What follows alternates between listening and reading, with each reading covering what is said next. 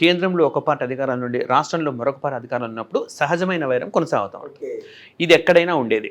So ఇప్పుడు రాష్ట్రంలో BRS ఉన్నప్పుడు కూడా కేంద్రంతో సఖ్యతగా ఉన్నంత కాలం ఇప్పుడు ఆంధ్రప్రదేశ్లో ఎవరు ఆ మాట లేదు. ఎందుకంటే అక్కడ కేంద్ర రాష్ట్ర ప్రభుత్వాలు ఒకదానికొకటి లైక్ ఒకదాని మరొకటి కొనసాగుతూ ఉన్నారు. కాబట్టి ఫస్ట్ పాయింట్ ఏంటంటే జిఎస్టీలో రాష్ట్రాలకు షేర్ ఉంటుంది.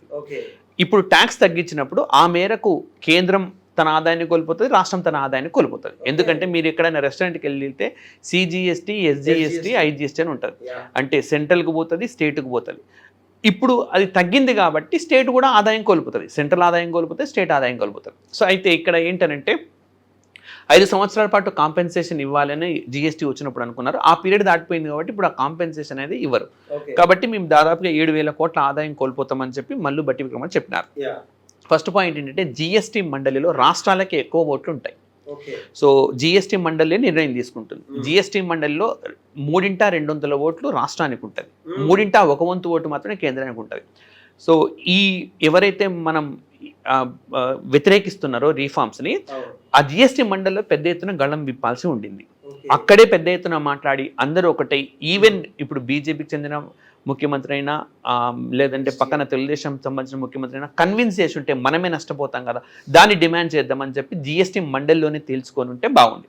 సో అలా కాకుండా బయటకు వచ్చి చెప్పడం వల్ల సామాన్య ప్రజానికి ఇది పెద్దగా ఈ విషయం ఏం తెలియదు. అవును కేంద్ర ప్రభుత్వం అంటే ఒక దగ్గర నిర్ణయానికి యాక్సెప్ట్ చేసినట్టుగా చేసి మరొక దగ్గర దాన్ని వ్యతిరేకించడం అనేది ఒక పొలిటికల్ ఇష్యూగానే కనపడుతుంది తప్పనిస్తే నిజంగా ఎకానమిక్ ఇష్యూగా కనపడుతుంది. రెండోది ఏంటంటే రాష్ట్రాలు కూడా ప్రత్యామ్నాయ ఆదాయ వనరులు సమకూర్చుకోవాలి.